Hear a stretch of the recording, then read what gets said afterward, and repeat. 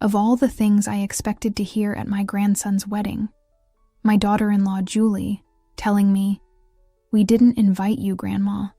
You just showed up," left me speechless and heartbroken. It was a scene I never envisioned, set against the backdrop of a beautifully adorned venue in the heart of Georgia. I couldn't comprehend how we had reached such a moment, where excited wedding bells turned into a jarring confrontation in front of family and friends. Julie, with her piercing gaze, stood as the gatekeeper to what should have been a joyous occasion, cutting me off from the celebration like a strand of loose pearls scattered across a marble floor. But let me rewind a bit. How did my relationship with Julie, once warm and amiable, deteriorate to the point of confrontation at what should have been a family celebration? I was never the meddling type, always respected boundaries, cherished my garden, and every morning I'd sit on my porch with a steaming mug of brewed coffee, watching the sun rise over the Appalachian Trail.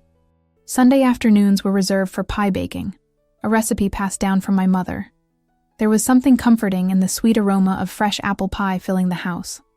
Julie and my son, David, used to come over for those Sunday dinners, laughing and sharing stories over the dinner table. One particular quiet morning, as I savored the fragrant aroma of the blooming magnolias in my backyard, I wondered about the subtle changes in Julie's attitude. She used to call me Mom, but the affection in her tone gradually faded, becoming curt and distant. I'd sprinkle cinnamon over the apple pie, reminiscing days when she praised my culinary skills, now only met with silence and indifference. I never knew what caused this shift, but the discomfort was palpable, lingering like a storm cloud refusing to rain. As the wedding date drew near, the growing tension was impossible to ignore.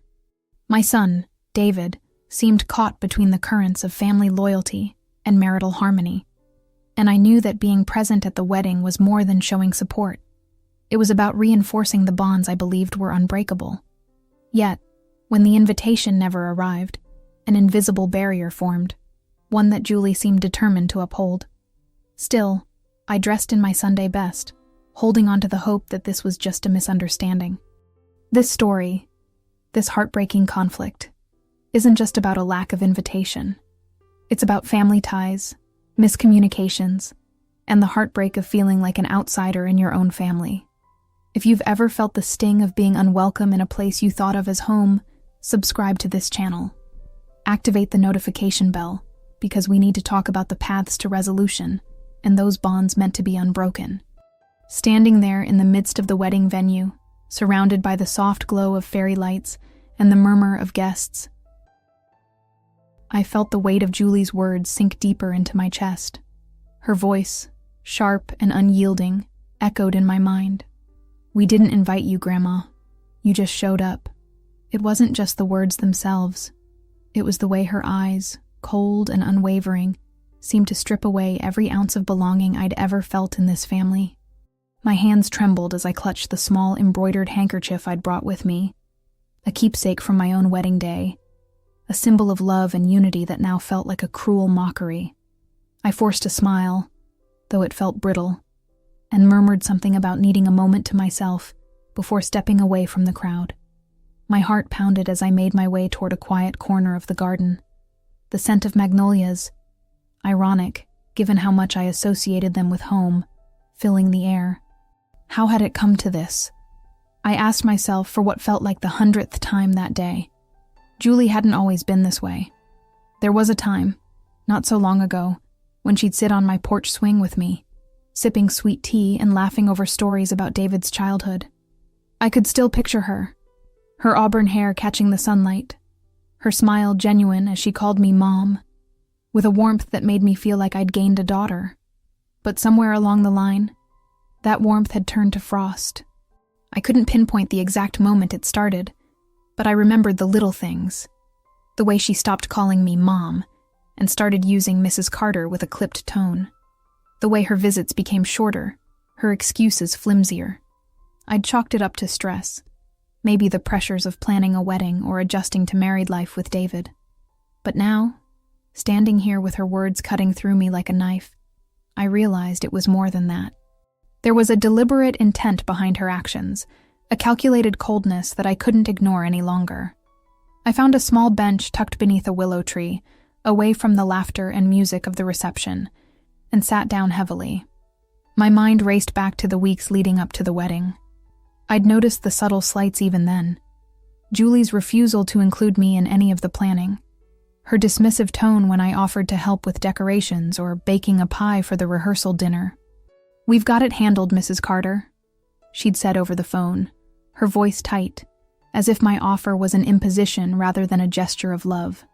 I'd tried to brush it off, telling myself I was being overly sensitive. But deep down, I knew something was wrong. And then there was David, my sweet boy, caught in the middle. I'd seen the conflict in his eyes when we spoke about the wedding. He'd mumble something about Julie being stressed, about how they wanted a small, intimate event, but his words felt hollow, rehearsed. I wanted to believe he didn't mean to exclude me, that he was just trying to keep the peace, but it hurt all the same. David had always been my rock, the one who'd sit with me in the garden after his father passed, helping me tend to the roses while we talked about everything and nothing. Now, it felt like he was slipping away, pulled into a current I couldn't reach. As I sat there, my gaze fell to the handkerchief in my lap.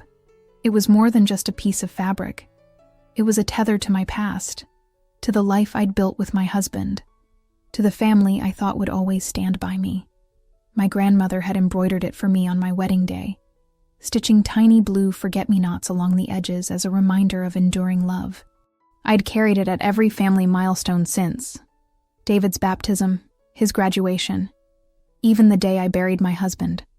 It was my talisman, a symbol of the bonds I held dear. And now, at this wedding, I'd brought it hoping to feel that same sense of connection, to pass on a piece of that love to the next generation. Instead, it felt like a relic of a family that no longer existed, at least not for me. I wiped a tear from my cheek, trying to steady my breathing. I couldn't let Julie's words unravel me completely. Not here, not now. But the sting of her rejection was compounded by the memory of other small, cutting moments over the past year. There was the time I'd stopped by their house unannounced with a batch of homemade cookies, only to be met with Julie's tight-lipped smile at the door. "Oh, we're just heading out, Mrs. Carter," she'd said, not even inviting me inside. I'd stood there on the porch, feeling like a stranger, the tin of cookies heavy in my hands as I watched her close the door. Then there was the family barbecue last summer, where she'd made a point of seating me at the far end of the table, away from David and the rest of the group, as if I were an afterthought.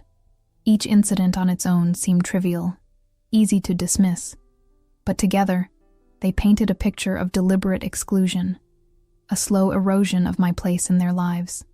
What had I done to deserve this? I racked my brain for an answer, replaying every interaction I could remember.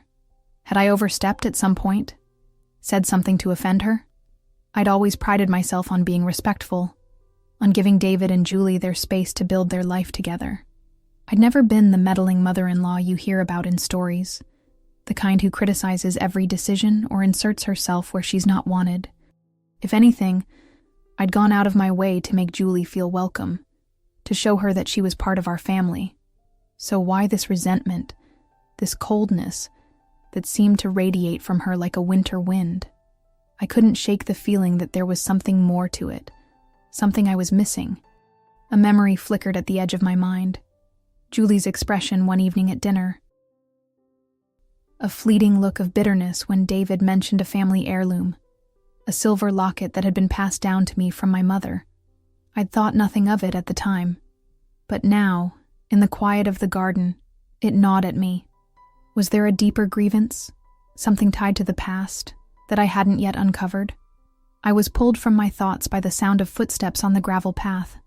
I looked up to see David approaching, his face a mixture of concern and discomfort. My heart lifted for a moment, hoping he'd come to apologize, to explain, to bridge the gap that had grown between us. But as he got closer, I saw the tension in his shoulders, the way he avoided meeting my eyes. "Mom," he started, his voice low, almost a whisper. "I'm sorry about what Julie said.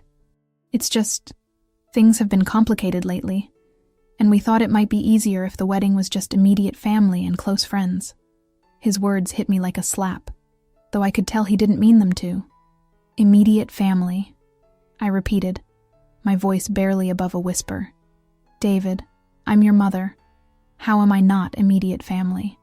He shifted uncomfortably, running a hand through his hair, and I saw the conflict in his eyes again, the same one I'd noticed for months. He wanted to stand up for me, I could tell, but something held him back.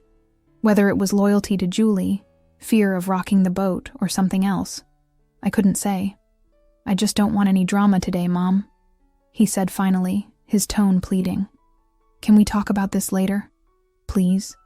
I wanted to argue, to tell him that this wasn't just about today, that it was about every slight, every moment of exclusion that had led up to this. But I saw the strain on his face, the way he seemed torn between two worlds, and I couldn't bring myself to push him further. Okay, David, I said softly, forcing a smile. We'll talk later. He nodded, relief washing over him, and turned to head back to the reception, leaving me alone once more with my thoughts. As I watched him walk away, I felt a pang of loneliness so deep it nearly took my breath away. David had always been my ally, my confidant, the one person I could count on to understand me. But now, he seemed caught in a web I couldn't untangle, unable or unwilling to stand up to Julie's hostility. I couldn't help but wonder if he knew more than he was letting on, if he was aware of whatever lay behind Julie's resentment. The thought made my stomach churn, but I pushed it aside for now. I needed to focus, to find a way to navigate this moment without losing myself completely. A few minutes later, I heard another set of footsteps, lighter this time, and looked up to see my old friend Clara making her way toward me. Clara and I had known each other since we were girls, growing up together in the same small Georgia town, sharing secrets over lemonade on her mama's porch. She'd been there through every major moment of my life, my wedding, David's birth, the loss of my husband, and I knew I could trust her with anything. Her face softened with concern as she saw me, and she sat down beside me on the bench without a word, reaching for my hand. I saw what happened back there, Evelyn, she said gently, using my first name in that familiar, comforting way she always did. I'm so sorry. You don't deserve that kind of treatment, especially not on a day like this. Her kindness broke something in me, and I felt the tears I'd been holding back spill over. I don't understand it, Clara, I admitted, my voice trembling. I've tried so hard to be a good mother, a good grandmother, a good mother-in-law. I've never pushed, never interfered. So why does Julie hate me so much? Why would she go out of her way to make me feel like I don't belong in my own family? Clara squeezed my hand, her eyes full of empathy.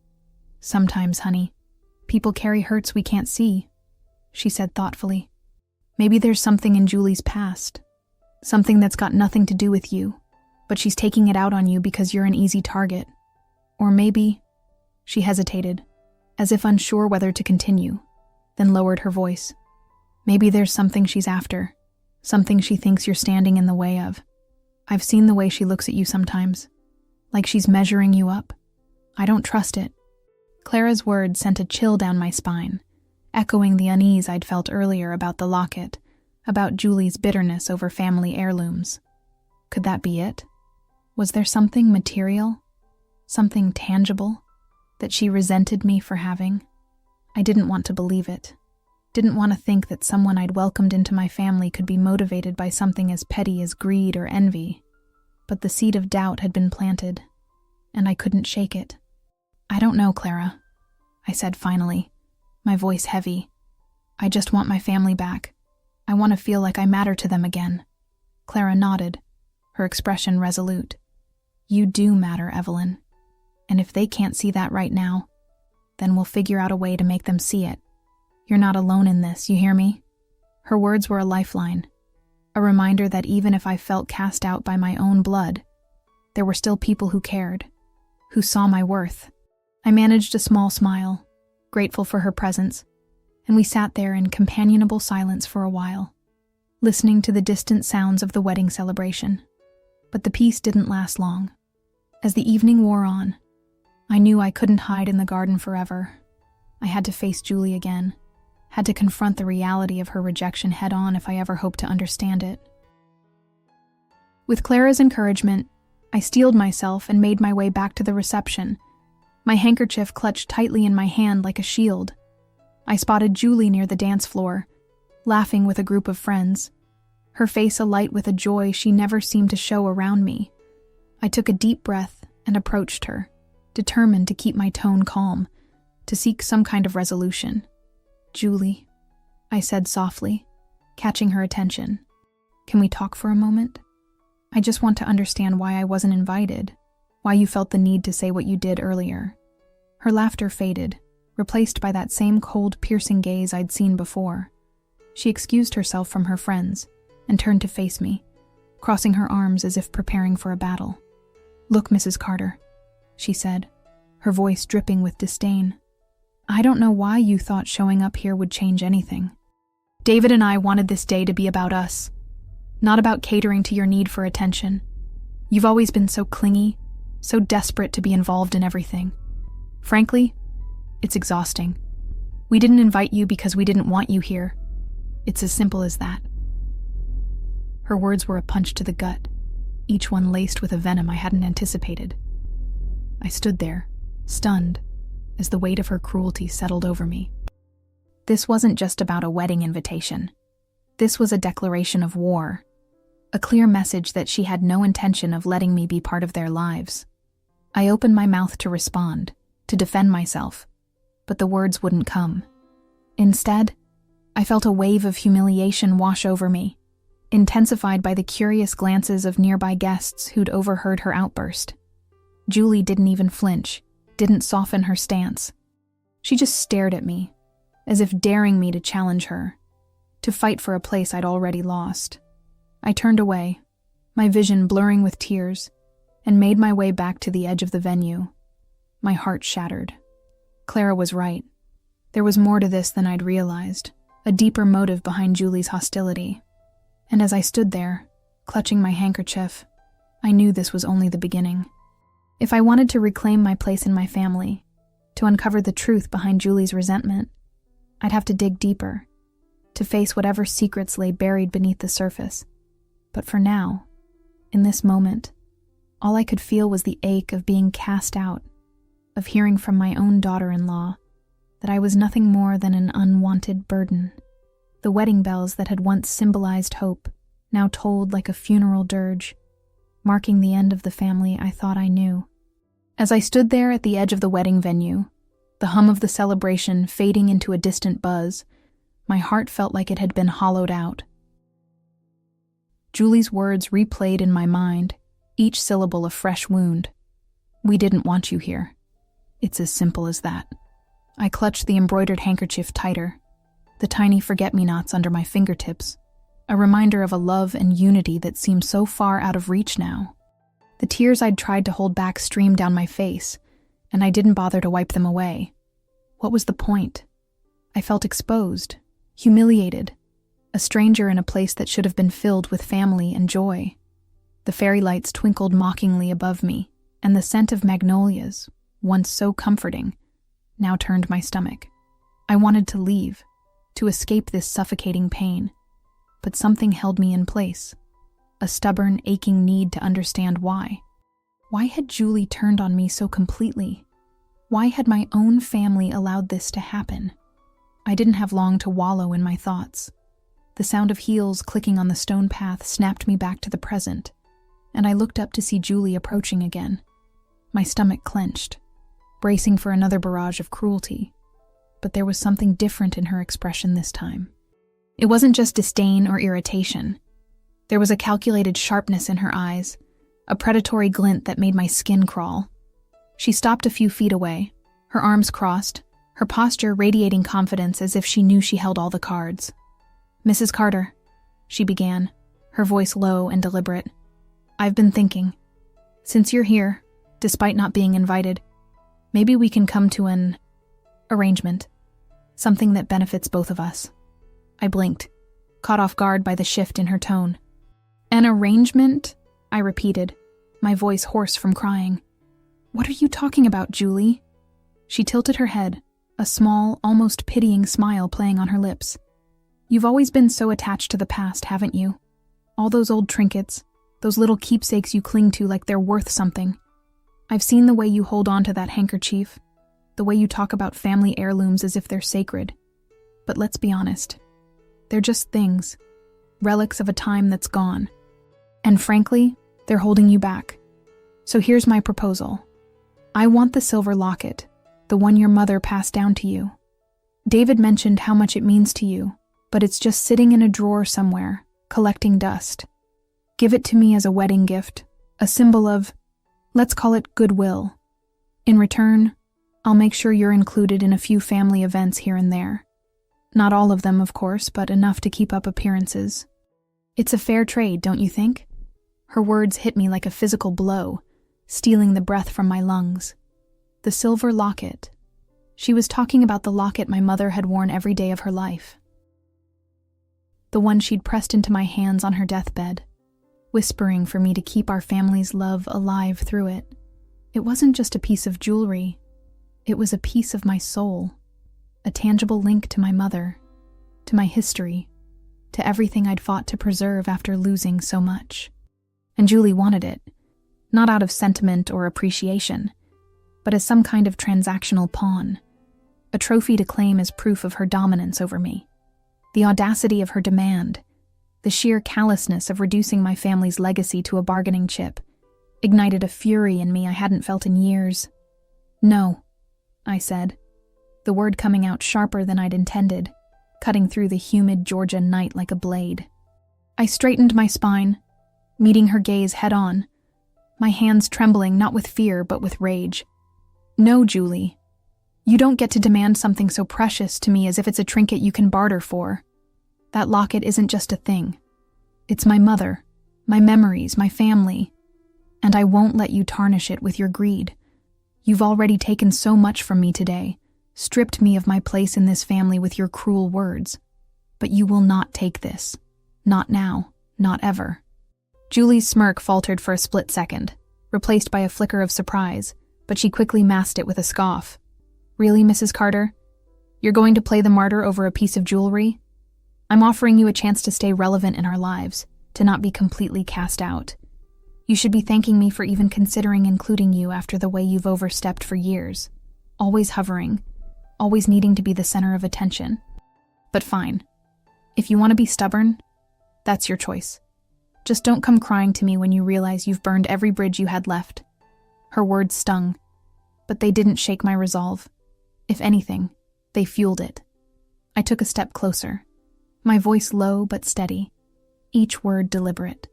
I've never overstepped, Julie. I've loved you like a daughter, welcomed you into my home, my heart, even when you started pushing me away. I've stayed quiet through every slight, every cold shoulder, hoping you'd come around, hoping I'd done something to fix whatever I broke without even knowing it. But this demand for something so sacred to me, just to keep up appearances, it's not just cruel, it's despicable. You don't get to rewrite my family's story to suit your agenda, and I'm done letting you make me feel like I'm the one who doesn't belong. For a moment, silence hung heavy between us, the distant sounds of the wedding reception, clinking glasses, laughter, a slow country ballad, seeming almost surreal against the tension crackling in the air. Julie's eyes narrowed, her jaw tightening, and I could see I'd struck a nerve. She wasn't used to being challenged, not by me, not by anyone. But before she could fire back, I turned my gaze toward the crowd, searching for David. He was standing near the bar, a glass in hand, talking to a group of groomsmen but occasionally glancing in our direction with that same conflicted expression I'd seen all day. I felt a desperate surge of hope, a need for him to step in, to stand by me just this once. I caught his eye and gave a small, pleading nod, silently begging him to come over, to see what was happening, to defend me against this outrageous demand. David hesitated, his shoulders tensing, and for a fleeting moment, I thought he might come to my side. But then Julie followed my gaze, her lips curling into a knowing, almost triumphant smirk.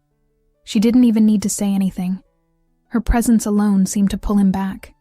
David's eyes dropped to the ground, and he turned away, rejoining the conversation with his friends as if he hadn't seen me at all. My heart sank, the weight of his inaction heavier than Julie's words. My son, my rock, the one person I'd always counted on to understand me, had chosen to stay silent, to let this moment pass without intervention. I was truly alone in this fight, and the realization cut deeper than I could have imagined. Julie turned back to me, her voice dripping with mock sympathy. See? Even David knows better than to get involved in your little dramas. You're on your own, Mrs. Carter. So why don't you think about my offer a little more seriously? I'm not asking for much, just a small token to show you're willing to play nice. And if you don't, she reached out, her fingers brushing toward the handkerchief still clutched in my hand, as if to pluck it away as a warning. Well, I can make things even harder for you. You think today was bad? You have no idea how much worse it can get. Her touch on the handkerchief, the one thing I'd held onto through this entire ordeal as a shield, a reminder of who I was, snapped something inside me. I yanked my hand back, stepping away from her, my voice rising with a ferocity I didn't know I had left. Don't you dare touch this, Julie. You've taken enough from me already. My dignity, my place at this wedding, my son's loyalty. But you will not take this, and you will not take the locket. I see you now, clearer than I ever have. This isn't about me overstepping or being clingy. This is about you, your resentment, your need to control everything, to erase me from this family so you can claim it as your own. What is it, Julie? Are you so insecure that you can't stand the idea of David having a mother who loves him, who remembers a life before you? Or is it just greed, pure and simple, wanting to strip away every piece of our history for yourself? Whatever it is, I'm done being your punching bag. You've pushed me too far, and I'm not backing down anymore. My words seemed to hang in the air, raw and unfiltered, the truth I'd been holding back for months finally spilling out. Julie's face twisted, a mix of anger and something else. Maybe shock, maybe fear, as if she hadn't expected me to fight back with such force. For the first time, I saw a crack in her armor, a flicker of uncertainty in her cold, calculated facade. But she recovered quickly, her voice dropping to a venomous hiss. You think you can talk to me like that? You're nothing, Mrs. Carter. A relic, just like that stupid handkerchief. You're clinging to a family that's moved on without you. And the sooner you realize that, the better. Keep your precious locket for now. I'll get what I want eventually. And when I do, you'll wish you'd just handed it over tonight. She turned on her heel and strode back toward the dance floor, her posture as rigid as ever, but I could sense the storm brewing beneath her calm exterior. I'd rattled her, even if just for a moment, and that gave me a strange, bitter satisfaction. But as I watched her disappear into the crowd, the weight of the confrontation settled over me, heavy and suffocating. My hands shook as I looked down at the handkerchief, the delicate stitches blurred through fresh tears. I'd stood up to her, refused her outrageous demand, but at what cost? David's refusal to step in, his silent complicity, was a wound that cut deeper than Julie's cruelty.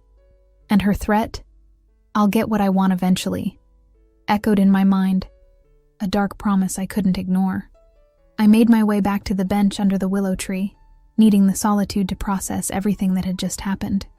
Clara was still nearby, watching from a distance, and when she saw me sit down, she hurried over, her face etched with worry. "Evelyn, what on earth just happened? I saw Julie storm off. Did she say something else to you?" she asked, sitting beside me and placing a comforting hand on my shoulder. I took a shaky breath, recounting the entire exchange, Julie's demand for the locket, her cold barter for my inclusion in their lives, the way she'd reached for the handkerchief as if to claim it by force. Clara's eyes widened with every word, her grip on my shoulder tightening. "That girl's got no shame," she muttered, shaking her head. "To ask for something so personal, something that means the world to you, and turn it into a power play? It's disgusting." And David, "Oh, Evelyn, I'm so sorry he didn't step in. I know how much you were hoping he would." Her sympathy was a balm, but it couldn't erase the ache of David's betrayal. "I thought he'd at least try, Clara," I admitted, my voice breaking. "Even if he couldn't stand up to her, I thought he'd at least come to me. say something, anything. But he just turned away. I've never felt so alone in my life. Clara pulled me into a hug, her embrace warm and steady, a stark contrast to the coldness I'd faced all evening. You're not alone, honey. I'm here, and I'm not going anywhere. And you did the right thing, standing up to her like that. I'm proud of you.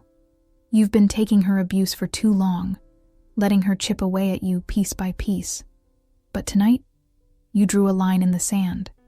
That's a start. I nodded, clinging to her words like a lifeline, but the doubt still gnawed at me. Yes, I'd stood my ground. But what now? Julie's threat lingered, a dark cloud over my already fractured family. I couldn't shake the feeling that this was far from over, that her demand for the locket was just the beginning of something uglier, something I wasn't prepared for. And David, how could I reach him? Pull him back from the web Julie had spun around him. I felt like I was standing on the edge of a cliff, the ground crumbling beneath me, with no clear path forward. As the night wore on, the wedding reception continued in full swing, oblivious to the war that had erupted in its shadows. I stayed on the bench with Clara, watching from afar as couples danced under the twinkling lights, as laughter and toasts filled the air. It was a scene I should have been part of, a celebration I should have shared with my son and his new wife. Instead, I was an outsider, a ghost haunting the edges of their happiness. But something had shifted inside me tonight. Julie's demand, her attempt to strip me of my past, had lit a fire in me, a determination I hadn't felt in years. I wasn't just fighting for a locket or a handkerchief. I was fighting for my family, for my place in it, for the love I'd poured into it all these years. I didn't know what Julie's next move would be, or how I'd bridge the chasm between me and David. But I knew one thing for certain. I wasn't going to let her erase me, not without a fight.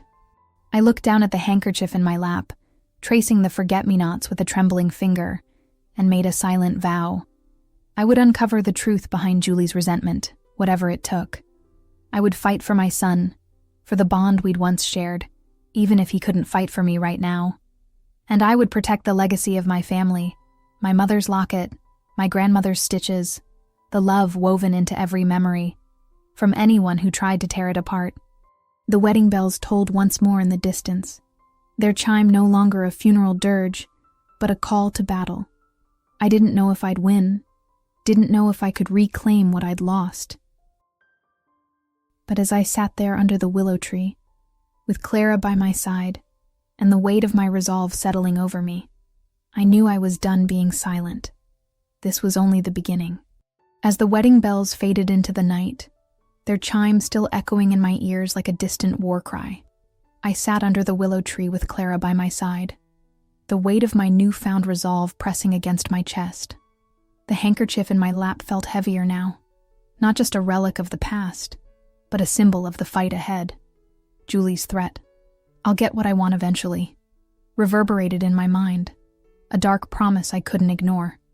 I knew I couldn't face this alone, not with the stakes so high, not with my family's legacy and my place in it hanging in the balance. I needed a plan, a strategy to protect what was mine, and to uncover the truth behind Julie's venomous intent. I turned to Clara, my voice steadier than it had been all night. I can't let her win, Clara.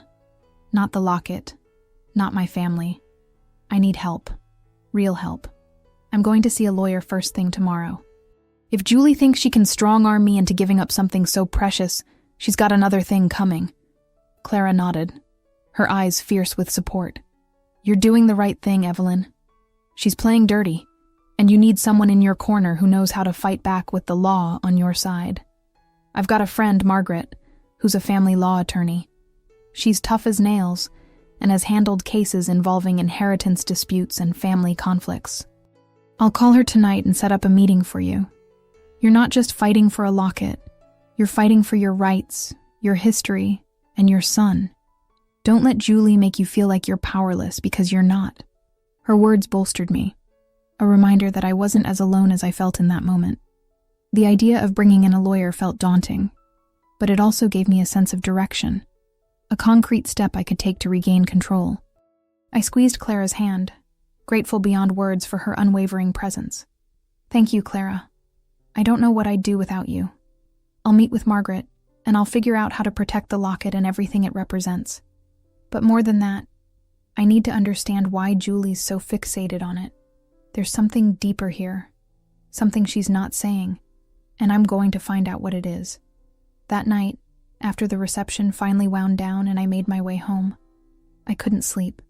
My mind raced with memories of Julie's cold smirk, David's averted gaze, and the weight of the locket that sat in a small velvet box in my dresser drawer. I pulled it out, holding it gently in my hands, the cool silver catching the dim light of my bedside lamp. It was a simple piece, unassuming to anyone who didn't know its story, intricate filigree around the edges. A tiny clasp that opened to reveal a faded photograph of my mother and me as a child. I traced the design with my finger, feeling the connection to her, to the strength she'd instilled in me. I couldn't let Julie have this, not for any price. But I also knew this fight wasn't just about a piece of jewelry. It was about power, about who got to define our family's narrative, and I wasn't about to let her rewrite mine. The next morning, true to her word, Clara called with the details for my meeting with Margaret. I drove to her office in downtown Savannah. My stomach knotted with nerves, but also with a quiet determination. Margaret's office was a small, no-nonsense space, filled with legal books and framed certificates on the walls. She was a woman in her late 50s, with sharp gray eyes and a firm handshake that immediately put me at ease. Clara had briefed her on the situation, and after I sat down, she got straight to the point. "Evelyn, I've heard about the confrontation at the wedding, and I'm sorry you're going through this. From what Clara described, it sounds like Julie's behavior could be veering into harassment or coercion, especially with her demand for the locket. Legally, that locket is your personal property, and no one can force you to relinquish it without your consent. But I'm concerned there might be more to her motives. Have you considered the possibility that she's after something beyond just the locket? Perhaps other assets or a claim to inheritance down the line?" Her question caught me off guard, though it echoed the unease I'd felt since Julie's arrangement proposal. I nodded slowly, my voice quiet but firm. "I've wondered about that. The locket means everything to me, but it's not valuable in a monetary sense. It's sentimental, a family heirloom. But Julie's insistence on it, the way she framed it as a transaction for my inclusion in their lives, it felt like a power play, like she's testing how far she can push me. And there's something else. I've noticed little things over the past year, comments she's made about family property, the house, even some savings my late husband left for David. I didn't think much of it at the time, but now I'm not so sure." Margaret leaned forward, her expression serious. "That's important information, Evelyn. If Julie is eyeing other assets or trying to manipulate family dynamics for financial gain, we need to be proactive. In Georgia, inheritance laws are clear. Personal property like the locket is yours to do with as you please, and any attempt to coerce or intimidate you into relinquishing it could be grounds for legal action. As for broader inheritance concerns, if there's any indication she's trying to influence David or undermine your wishes regarding your estate, we can document that behavior. I recommend a few steps. First, let's draft a formal letter to Julie on legal letterhead, stating that the locket is your property and that any further demands or harassment will be met with legal consequences. Second, I suggest updating your will and estate plan to ensure your wishes are ironclad, with specific provisions about heirlooms like the locket. And third, I'd like to hire a private investigator to look into Julie's background. It's a precaution, but if there's a pattern of behavior, previous disputes, financial troubles, or other red flags, it could give us leverage to protect you and David." The idea of a private investigator felt like a step into uncharted territory, but Margaret's calm, methodical approach reassured me. I agreed to all her suggestions, signing the necessary paperwork to begin the process. She handed me a draft of the letter to Julie, which was direct and unambiguous, stating in no uncertain terms that the locket was mine and that any further attempts to claim it would be considered harassment. "This letter is your first line of defense," Margaret explained. "It establishes a paper trail. If Julie escalates, We'll have evidence of her actions and our response. In the meantime, I'll get the investigator started, and we'll schedule a follow-up to review your estate plan. You've got the law on your side, Evelyn. Don't let her intimidate you." Leaving Margaret's office, I felt a strange mix of relief and apprehension. For the first time in months, I had a concrete plan, a way to fight back that didn't rely solely on my emotions or my dwindling hope of reconciliation with Julie. But I also knew this was just the beginning. Confronting Julie with legal action, digging into her past, it would likely make things worse before they got better. I needed to be ready for that storm. And more than anything, I needed to protect my relationship with David, or what was left of it. I couldn't bear the thought of losing him completely, even if he'd turned away from me at the wedding. Over the next few days, I took Margaret's advice to heart and decided to step back temporarily, to give myself space to breathe and gain perspective. I didn't reach out to David or Julie, didn't attend any family gatherings, even though it pained me to stay away. Instead, I focused on gathering my strength, spending quiet evenings in my garden, tending to the roses David and I had once cared for together. Clara checked in daily, bringing over casseroles and gossip from town to keep my spirits up, while Margaret updated me on the progress with the letter and the investigator. The letter was sent to Julie via certified mail, ensuring she couldn't claim ignorance, and I waited anxiously for her response, or lack thereof. During this time of retreat, I also started digging through old family records and photographs, trying to piece together any clue about why Julie might be so fixated on the locket or other heirlooms. I found letters from my mother, recounting stories of our family's history, and a small note tucked inside the locket's velvet box that I'd forgotten about. It was in my mother's handwriting, dated just before she passed, and it read, "Evelyn, keep this close. It's not just silver. It's our story, our strength. Protect it for the next generation, but only for those who understand its worth." Reading those words, I felt a renewed sense of purpose. My mother had entrusted me with this legacy, and I wouldn't let Julie, or anyone, strip it away. Meanwhile, Julie's reaction to the letter, as reported by Clara, who'd heard through mutual acquaintances, was one of barely contained rage. She'd apparently scoffed at the legal tone, calling it pathetic and overdramatic to anyone who'd listen, but I noticed she didn't make any direct contact with me. It was as if the letter had put her on notice, forcing her to rethink her approach, at least for now. But Clara also relayed something more troubling. Julie had been asking around town about the value of my house and other properties, even mentioning to a friend of a friend that she thought David deserved more from his inheritance sooner rather than later. Hearing this, my blood ran cold. Margaret had been right. Julie's sights weren't just on the locket. She was playing a longer game, one that could jeopardize everything I'd built for David and any future grandchildren. The investigator Margaret hired, a discreet man named Thomas, turned up results faster than I'd expected.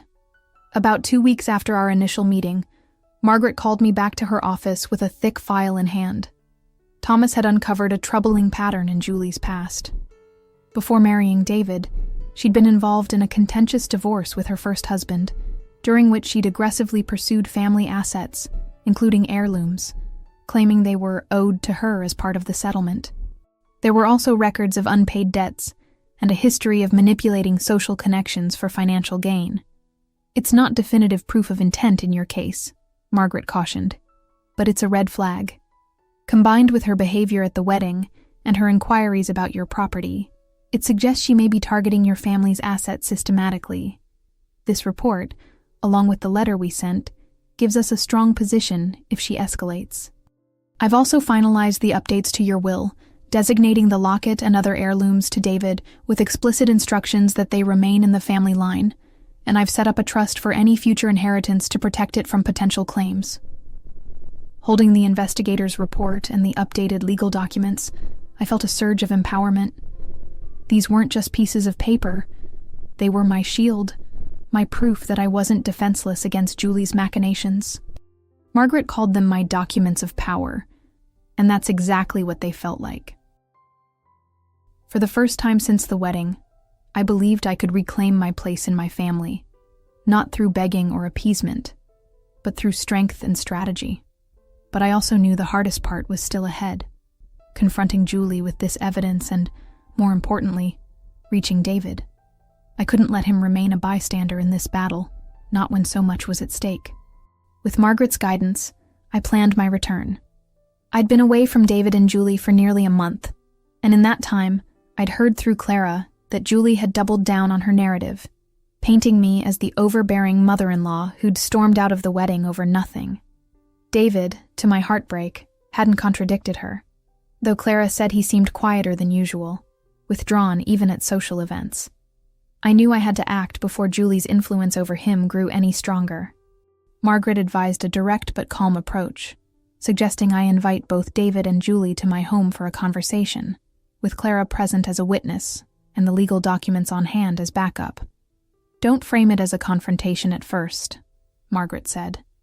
"Make it about clearing the air, rebuilding family ties. But be ready to lay out the evidence if Julie pushes back. And most importantly, speak to David from the heart. He's caught in the middle, and he needs to see you're fighting for him, not against him."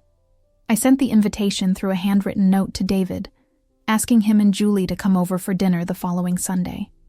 I kept the tone warm but firm, saying I missed them and wanted to talk about the future of our family. To my surprise, David replied within a day, agreeing to come, though he noted Julie was unsure about attending. I took that as a small victory. At least he was willing to face me, even if under strained circumstances. When Sunday arrived, I prepared a simple meal of roast chicken and mashed potatoes, comfort food from David's childhood, hoping the familiar smells would stir some nostalgia, some reminder of the bond we'd once shared. Clara arrived early to help set the table, her presence a quiet reassurance as I steeled myself for what was to come.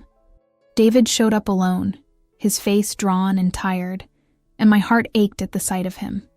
He mumbled a greeting, avoiding my eyes as he sat at the kitchen table, the same table where we'd shared countless meals and conversations over the years. I sat across from him, Clara nearby, and took a deep breath before speaking. "David, I've missed you. I've missed us. I know things have been tense since the wedding, and I know you're in a tough spot between me and Julie, but I need you to hear me out. I'm not here to fight or to cause drama. I'm here because I love you, because you're my son, and because I'm worried about our family. Julie's demand for the locket, the way she's treated me. It's not just about a piece of jewelry. It's about respect, about boundaries, about whether I have a place in your life. I've taken steps to protect myself, to protect what Grandma left me to pass on to you. I have legal documents here, updated wills, and evidence of Julie's past behavior that suggests she might be after more than just a keepsake. I'm not saying this to turn you against her. I'm saying it because I need you to see the full picture, to understand why I'm fighting so hard." I slid the folder with the investigator's report and the updated will across the table, my hand steady despite the emotion welling in my chest. David stared at the folder, his expression unreadable, and for a long moment, silence stretched between us. Then slowly, he opened it, skimming the pages, his brow furrowing as he read about Julie's history and the legal protections I'd put in place. When he finally looked up, there was a flicker of something in his eyes. Guilt, maybe, or realization. "Mom, I didn't know about some of this," he said quietly, his voice cracking. "I knew Julie was upset about the wedding, about how things played out, but I didn't think it was this deep. I thought if I just stayed out of it, kept the peace, it would blow over. But I see now. I see how much I've hurt you by not stepping in. I'm sorry. I've been a coward, and I don't know how to fix this." His admission broke something in me, a dam of pain and hope bursting open. I reached across the table, taking his hand, tears streaming down my face. "David, you don't have to fix everything. You just have to be here, to talk to me, to remember that I'm your mother and I'll always fight for you. I know Julie's your wife, and I don't want to come between you, but I can't let her erase me from your life or take what's not hers to claim. Can you help me with that? Can we work on this together?" He nodded, his grip tightening on my hand, and for the first time since the wedding, I felt a spark of the connection we'd lost. Clara, who'd been silent until now, spoke up softly. David, your mom's been through hell these past weeks, but she's never stopped loving you. You've got a chance now to stand by her, to show Julie that family isn't about control or transactions. It's about love, even when it's messy. Before David could respond, the front door opened, and Julie stepped in, her expression darkening as she took in the scene. I hadn't expected her to show up, and my stomach clenched at the sight of her. But I held my ground, the folder of documents still on the table like a silent weapon. So, this is what you're doing now, Mrs. Carter? She said, her voice dripping with disdain. Turning David against me with your little sob story and your legal tricks. I got your letter, by the way. Pathetic. You think a piece of paper is going to stop me from getting what I deserve? David and I are building a future, and you're just a relic standing in the way. Give me the locket, or I'll make sure you regret dragging this out. Her words were meant to wound, to intimidate, but I was done cowering. I stood up, meeting her gaze head-on, my voice calm but unyielding. Julie, you don't get to decide what I deserve or what belongs to this family. The locket is mine, a gift from my mother, and I've protected it legally, as you've seen in the letter from my attorney. But more than that, I've uncovered your past, your history of chasing assets, of manipulating situations for gain. It's all documented here. I tapped the folder on the table, watching her eyes narrow. This isn't just about a locket anymore. It's about your intentions, about the way you've tried to push me out of my own family. I'm not giving in, and if you keep pushing, you'll face legal consequences. Harassment, coercion, those are serious charges. So I suggest you stop now, before this goes any further. Julie's face twisted with fury. But for the first time, I saw a flicker of uncertainty, a crack in her armor as she glanced at David, perhaps expecting him to defend her. But David stayed silent, his eyes on the folder, the weight of the evidence sinking in. After a tense moment, he spoke, his voice low but firm. Julie, I think Mom's right. I've been blind to a lot of this, but I can't ignore it anymore. I love you, but I can't let you tear my family apart. We need to talk, really talk, about boundaries, about respect. I'm not choosing sides, but I'm not turning away from Mom again, not after everything. His words were a balm to my wounded heart, a victory I hadn't dared hope for. Julie's expression hardened, but she didn't argue. Instead, she turned on her heel, muttering something about sorting this out later, before storming out, the door slamming behind her. I knew this wasn't the end of her fight, but it was a turning point. With David by my side, even tentatively, and the legal protections in place, I felt stronger than I had in months. The documents of power, the letter, the investigator's report, the updated will, had given me the leverage I needed to stand my ground, and David's acknowledgement of his mistake was the moral victory I'd longed for. In the days that followed, David and I began to rebuild, slowly but surely. He came over more often, sometimes alone, sometimes with Julie, though her presence remained tense. We talked about the past, about the locket, about the memories tied to it, and I saw in his eyes a growing understanding of why I'd fought so hard. Julie, under the weight of the legal warnings and David's newfound resolve, backed off her demands, though I knew she'd never fully accept me. But that was okay. I'd reclaimed my place, not through her approval, but through my own strength and the love I shared with my son. One quiet evening, after David had left following a long conversation about his childhood, I took the locket out of its box and walked to the garden. The roses were in bloom, their scent mingling with the warm Georgia air, and I sat on the old porch swing where David and I had spent so many afternoons. I held the locket to my chest, feeling my mother's presence, my grandmother's love, and the weight of my own resilience. I'd protected our story, our strength, just as my mother had asked. And in that moment, under the fading light of dusk, I found peace, not in Julie's defeat, but in knowing I'd stood up for myself, for my family, for what mattered most. And so, my friends, that's how I fought for my place in a family that almost slipped through my fingers. If this story resonated with you, if it stirred something in your heart, please leave a like. And I want to hear from you in the comments. Have you ever had to stand up to someone you loved to protect what's yours? Where do you draw the line when family turns against you? Share your stories with me. I'm listening. And of course, don't forget to subscribe for more stories of strength and resilience. Until next time, take care of yourselves and the ones who matter most.